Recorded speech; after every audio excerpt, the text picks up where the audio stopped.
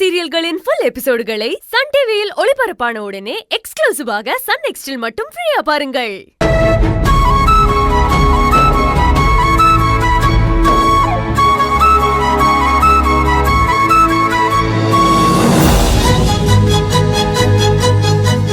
அம்மா, வேண்டுதலை நல்லபடியா நிறைவேற்றிட்டீங்க.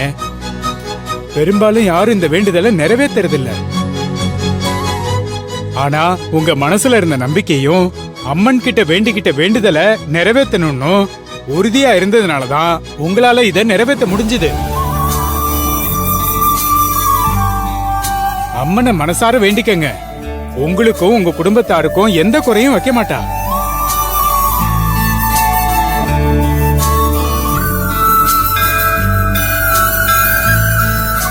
அம்மா, நான் உன்கிட்ட வேண்டிக்கிட்ட மாதிரி நீ அர்ஜுனை காப்பாத்தி வெளியே கொண்டு வந்துட்ட.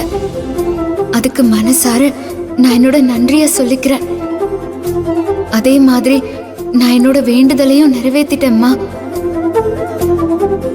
ஆனா என்னதான் என் புருஷன் அர்ஜுனை நீ வெளியே கொண்டு வந்தாலும் என்னால அந்த சந்தோஷத்தை மனசார உணர முடியலம்மா. காரணம், என் அக்காவோட வாழ்க்கை இப்போ கேள்விக்குறியா நிக்குது. அவ கஷ்டத்துல இருக்கும்போது என்னால சந்தோஷமா இருக்க முடியாதும்மா.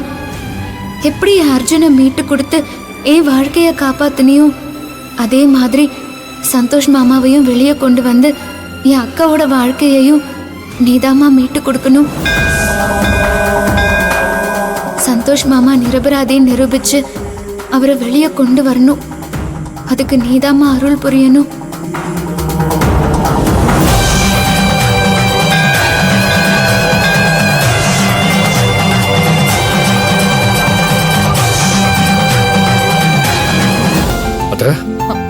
அன்னதானத்துக்கு எல்லாத்தையும் ரெடி பண்ணியாச்சு. நீங்க வந்தீங்கன்னா கொடுக்க ஆரம்பிச்சிடலாம். சரி, வாங்க வாங்க போலாம். வா துர்கா.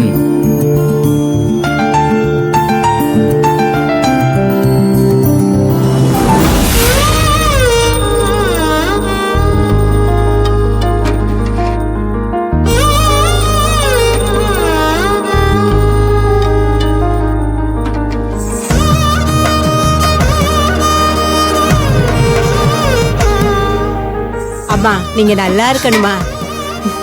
எங்களை மாதிரி ஏழைங்களோட வயிறு நிறைஞ்சு அது மூலமா உங்க மனசு நிறையணும்னு நினைச்சிருக்கீங்கல்ல.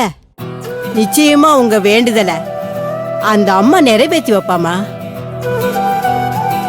உங்களுக்கு எந்த குறையும் இல்லாம நீங்க நல்லா இருப்பீங்கம்மா. அம்மா, உங்களோட வாழ்த்தையும் ஆசீர்வாதத்தையும் என் மகனுக்கும் மருமகளுக்கும் கொடுங்க.